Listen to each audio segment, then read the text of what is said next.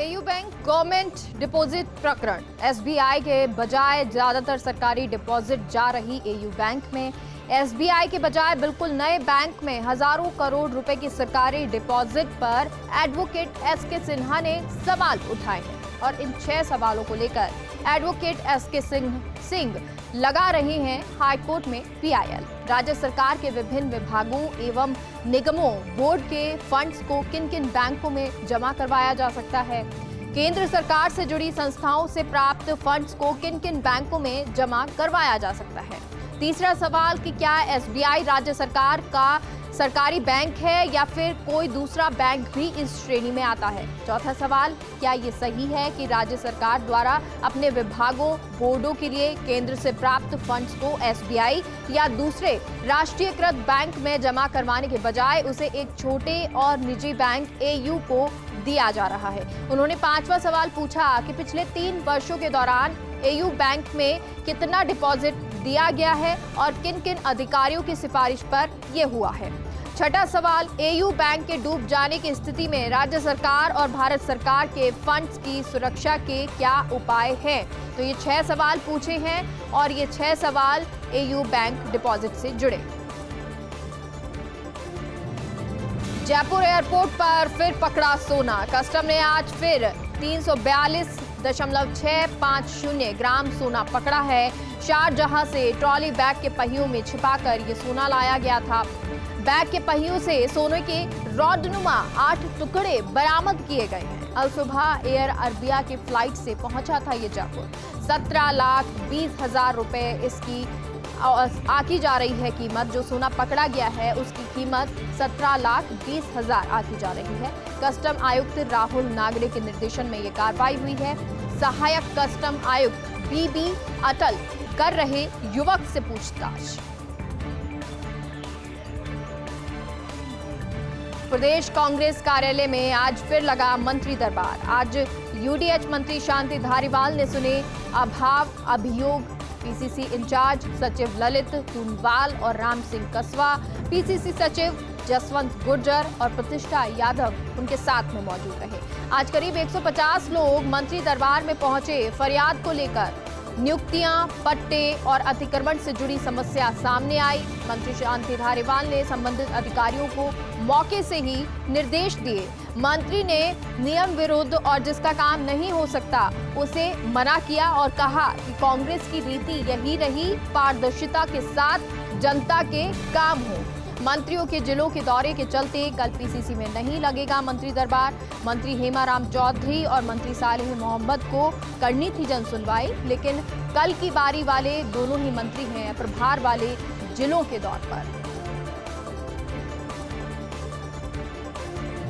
हिंदू बनाम हिंदुत्व पर मंत्री शांति धारीवाल का बयान और उन्होंने कहा कि हिंदू का मतलब मखमल मखमली है और हिंदुत्व का मतलब कट्टर हिंदू है।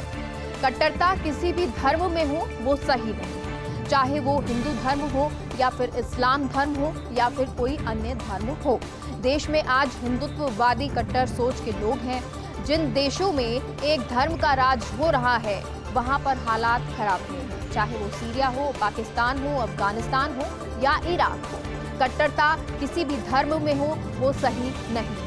जितना हम हिंदुत्व की कट्टरता का विरोध करते हैं उतना ही इस्लाम धर्म की कट्टरता का विरोध करते हैं। राहुल गांधी की हिंदू बनाम हिंदुत्व की टिप्पणी को लेकर बोले और उन्होंने कहा कि व्यक्तिगत रूप से मेरा कहना कट्टरवाद किसी में धर्म में हो वो सही नहीं है। मैं भी किसी हिंदू से नकारा नहीं जा सकता। हिंदू धर्म मखमली धर्म है। उन्होंने कहा मैं भी हिंदू और इसे नकारा नहीं जा सकता है कि हिंदू धर्म मखमली धर्म है और हर तरह का बर्दाश्त करने वाला धर्म है। वसुदेव कुटुंबकम की भावना है और एक हिंदू है जो मुसलमान मुलायम और एक वो हिंदू है जो कट्टरवादी है। विवाह के लिए युवतियों की आयु 21 साल निर्धारित। यूडीएच मंत्री शांति धारीवाल ने केंद्र के फैसले पर प्रतिक्रिया दी। मंत्री धारीवाल ने कहा कि 18 साल की उम्र शादी के लिए काफी है। युवतियों की शादी की उम्र 21 साल करना सही नहीं है। मेरी व्यक्तिगत राय है कि केंद्र सरकार का ये फैसला गलत है। ये मेरी अपनी राय है, कांग्रेस पार्टी की नहीं है। वहीं पट्टा वितरण अभियान को लेकर बोले मंत्री धारीवाल और उन्होंने कहा कि पट्टा वितरण का सिलसिला अभी कई दिन चलेगा। हाईकोर्ट का भी फैसला आने वाला है। 10 लाख पट्टा वितरण का लक्ष्य हर सूरत में पूरा करके रहेंगे। रोजाना तादाद पट्टा वितरण की बढ़ती जा रही है और 2.5 माह में इस अभियान को नहीं आंकना चाहिए। लापरवाह अफसरों पर कार्रवाई की गई है। तो शांति धारीवाल जिन्होंने पट्टा वितरण पर भी बोला, साथ ही साथ 21 वर्ष जो आयु युवतियों की शादी के लिए की गई उस पर भी उन्होंने कहा कि ये मेरी व्यक्तिगत राय है कि केंद्र सरकार का ये फैसला गलत है।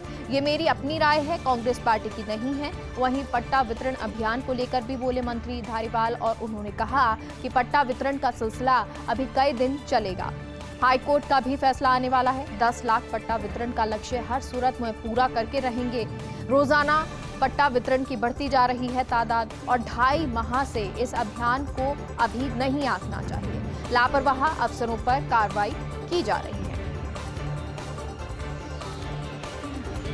राज्य सूचना आयोग द्वारा लोक अदालत का आयोजन। लोक अदालत में शिक्षा विभाग से जुड़े कुल 211 मामलों का निस्तारण हुआ है। लंबित प्रकरणों के निस्तारण एवं त्वरित न्याय को लेकर दूसरी बार आयोजन। लोक अदालत के बाद मुख्य सूचना आयुक्त डीबी गुप्ता मीडिया से रूबरू हुए और उन्होंने कहा कि शिक्षा विभाग के प्रकरण अत्यधिक जटिल होने से इन्हें विशिष्ट अदालत में लिया गया है। लंबित पड़े आवेदन अपीलों के निस्तारण के लिए इस तरह का किया गया है नवाचार और अब लगातार राज्य सूचना आयोग द्वारा किया जाएगा लोक अदालत का आयोजन। विभागवार पेंडेंसी को कम करने के लिए लोक अदालत का किया जाएगा आयोजन। पूर्व में जेडीए, जयपुर नगर निगम, उदयपुर में लोक अदालत के आयोजन का कार्यक्रम था, लेकिन कोरोना की गहनता बढ़ने और लॉकडाउन लगने से रद्द करना पड़ा और अब पुनः उस प्रक्रिया को गति दी जा रही है। इस अवसर पर राज्य सूचना आयुक्त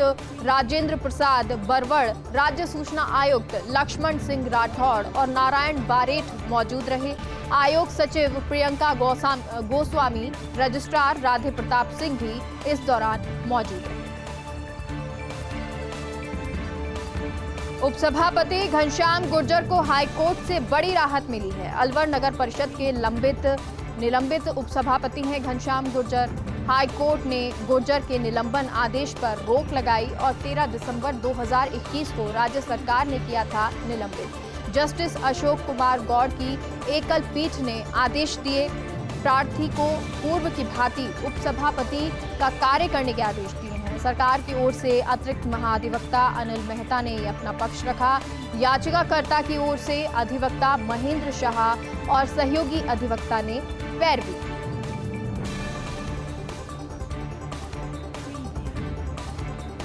पूर्व वित्त मंत्री पी चिदंबरम आज पहुंचे राजस्थान हाईकोर्ट। जयपुर मेटल्स से जुड़े मामले में पैरवी करने चिदंबरम जयपुर आए।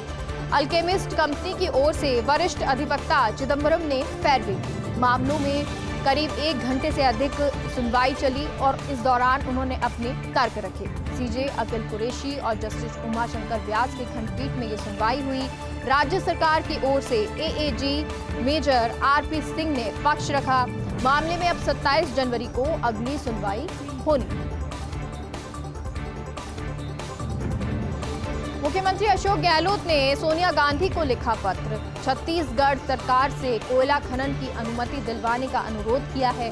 छत्तीसगढ़ के परसा कोल ब्लॉक में अभी तक खनन नहीं हो सका है शुरू और इसके कारण आने वाले समय में झेलनी पड़ सकती है परेशानी, क्योंकि राजस्थान के बिजली संयंत्रों में खत्म हो रहा है कोयला और कोयला नहीं आने की स्थिति में रुक सकता है 4340 मेगावाट बिजली का उत्पादन। छत्तीसगढ़ में है भूपेश बघेल की सरकार और ऐसे में गहलोत ने किया सोनिया गांधी से हस्तक्षेप का अनुरोध। तो सोनिया गांधी से हस्तक्षेप का अनुरोध किया है मुख्यमंत्री गहलोत ने।